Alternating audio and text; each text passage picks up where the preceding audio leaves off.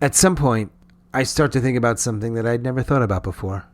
I don't want to do this or be here anymore, not like this.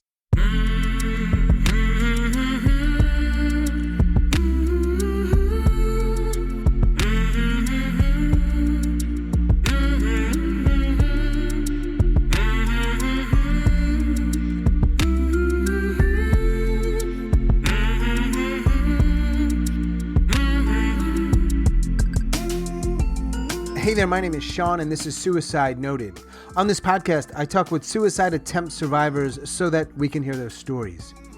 Every year around the world, millions of people try to take their own lives, and we almost never talk about it. And when we do talk about it, many of us, including me, aren't very good at it. So one of my goals with this podcast is to have more conversations, and hopefully better conversations with attempt survivors. Now, we're talking about suicide, so this may not be a good fit for everybody, so please take that into account before you listen. I do hope you listen because there is so much to learn. If you are a suicide attempt survivor and you'd like to share your story, I would love to talk. Please reach out. hello@suicidenoted.com or on Facebook or Twitter @suicidenoted. And I want to thank everybody who's joined me here on the podcast and all of you who listen. I really appreciate it. And if you can, let folks know about this podcast if you aren't doing that already. Folks that might need to hear it. Share it on social media. If you listen on Apple, rating and reviewing it also helps a lot. I really, really appreciate it. In fact, this week, I don't have a guest to talk to. I've got a couple lined up for this week, but I actually don't have an episode in which I'm talking to a suicide attempt survivor this week. And at first, I was kind of bummed out by that because we have this sort of consecutive streak. Since last July, I've never missed a week. In the beginning, for the first few months, we did it twice a week. And now it's once a week. And I prided myself on finding people and creating a space for them to share their story and then get it out to you on Mondays. And look, I know that there are a lot of people out there struggling, and most people don't know about this podcast, and those that do, they listen sometimes or regularly, and I am so grateful for that. And also grateful to everybody who has trusted me to share their stories, knowing that the suicide attempt rate, as far as the most recent figures I found, are not going down. And our listenership is going up. I'm wondering what's happening, and are people thinking twice before they join me? And I get it either way, and I respect it either way, just something I'm thinking aloud and sharing with you. But I do understand 100% why you don't want to share this stuff.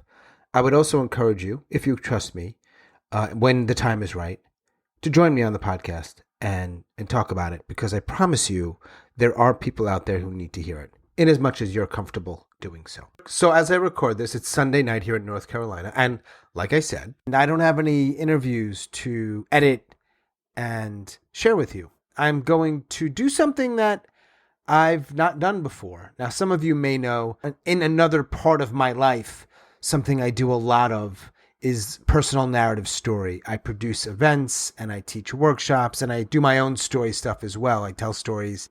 I kind of kept those two worlds separate, and I've been trying to think about, hey, maybe there's space in the world of suicide, be it from suicide attempt survivors or other people who have been affected by it, to tell their stories. And that's still something I'm thinking about and exploring.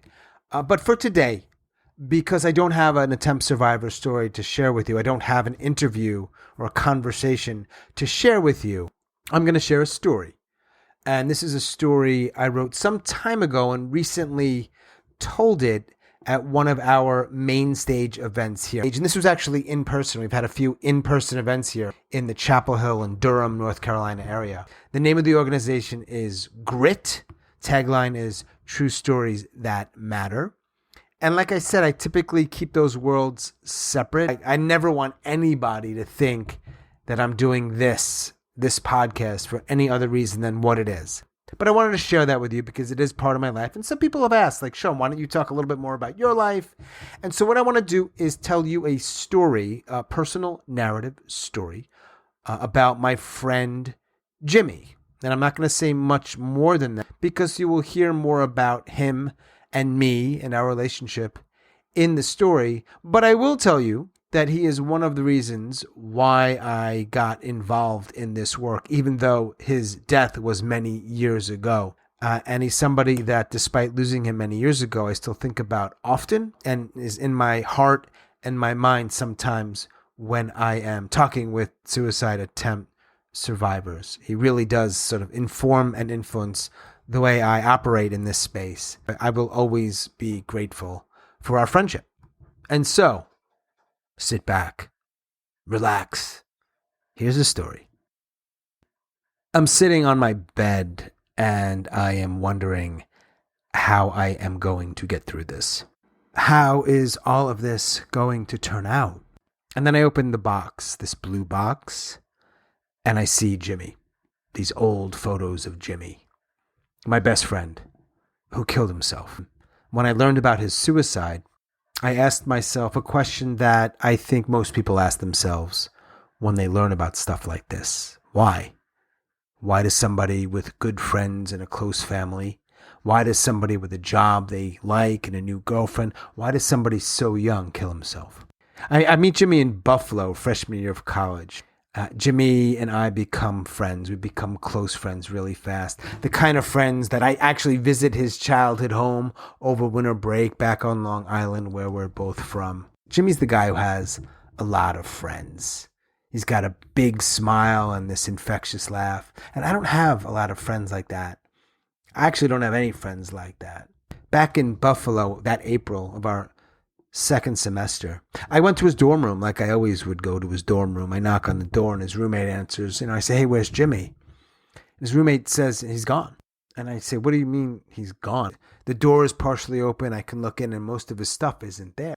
I find out from a mutual friend, we think he's back on Long Island, but he doesn't say why. There's no cell phones or social media or email. I do have his home phone number. I call his home. I want to ask him, Jimmy, why didn't you say goodbye, man? Why don't you even write me a note? Tell me what's going on. Nobody answers the phone, and I don't leave a message. I assume he doesn't want to talk. I didn't really know what to say. And that's that. And the spring semester ends. I go back home to Long Island. I'm assuming Jimmy doesn't want to hang out or see me. I imagine he would have reached out if he did. But I do want to hang out with him. I miss him.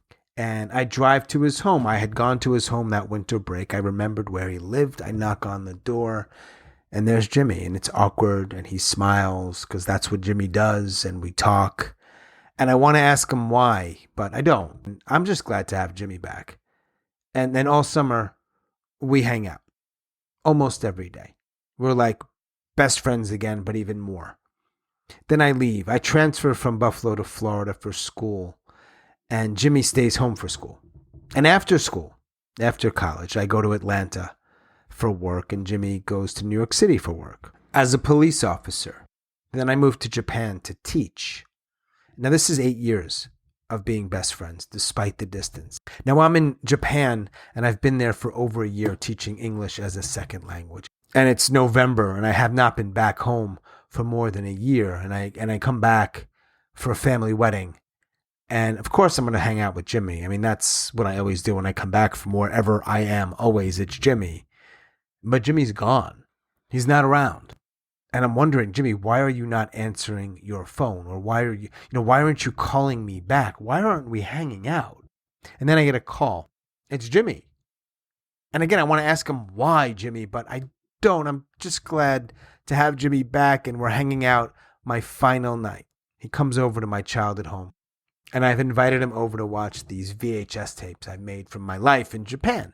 And I'm sitting on the living room floor, and he's behind me on the couch. Normally, Jimmy would be excited about this kind of thing. He'd be asking questions, cracking jokes, but he doesn't do any of that. He's not saying anything. And at some point I look back, and his eyes are closed. Not entirely closed, but mostly closed. He's still just sitting there. And I don't know how long he's been this way. And I'm wondering if he's sleeping, and I'm thinking, Jimmy, why are you sleeping? I haven't seen you in over a year. And then I notice something. It's his hair. Jimmy has this great head of hair, jet black, perfectly manicured. I do not.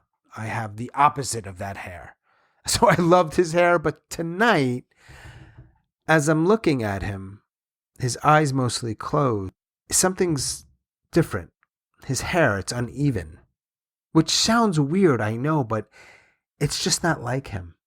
I give him a little nudge, I wake him up, and we're on the top of my driveway, and I know he's got to go. He's got an early start at the precinct, and I can tell something's not right. But I know he's got a family, he's got friends, he's got a girlfriend, and he'll be okay. And I don't know what to say, but I want to give him some options. So I say, hey, Jimmy, why don't you come to Japan? I mean, I can get you a job teaching. We'll meet some girls. It'll be fun. There's this pause, and he smiles because that's what Jimmy does. And he says, yeah, I'll think about it. And we hug, and he leaves. And I return to Japan. And about a week later, it's almost Thanksgiving, I get a call. It's my mother. She says it's about Jimmy. And I know. She reads me this newspaper article. That's how she learned. One bullet, self-inflicted. And just like that, he's gone. And our friendship, more than 8 years of it, is frozen. And I want to ask him why, but of course I can't. Now, I'd like to tell you this is when everything changed, losing my best friend like this, but it didn't. When I came back from Japan, I visited his grave with his dad, and I thought about him a lot, and I missed him. Sometimes he'd even visit me in my dreams when I slept. Usually he'd be smiling. But at some point, Jimmy and all of his stuff went into a box, a blue cigar box. Jimmy and all of his stuff, the letters, the postcards, the photographs, and my life went on. And now I'm living in New York City, and I'm teaching. It's been about 5 years since Jimmy died. And I get sick. And it's the kind of sick that I've never been able to describe or explain. It's the kind of sick that comes and goes. They call it intermittent or episodic. It's the kind of sick where most doctors think I'm either faking it or it must be something psychosomatic. Doctor after doctor. Most of them either don't believe me or don't know how they can help. And most of the conversations suck. And this goes on not for a couple of months, but for a couple of years, and then more doctors and fewer friends. I'm losing friends. It's harder to keep my job. I can never do anything fun. No one knows what it is, or where it came from, or how long I'll have it. And there's no name. I'd like to tell you this is when everything changed, but it didn't. Losing your best friend and getting sick, a kind of sick that lasts for many years, yeah, that changes you. But there was more to come. At some point, I start to think about something that I'd never thought about before. I don't want to do this or be here anymore. Not like this. Did I want to die? I don't know. I certainly didn't want to be in pain, and I didn't see that ending. And sometimes I would think about how I was going to do it, how I was going to end my life. And in those moments, I'd always see Jimmy sticking that gun in his mouth.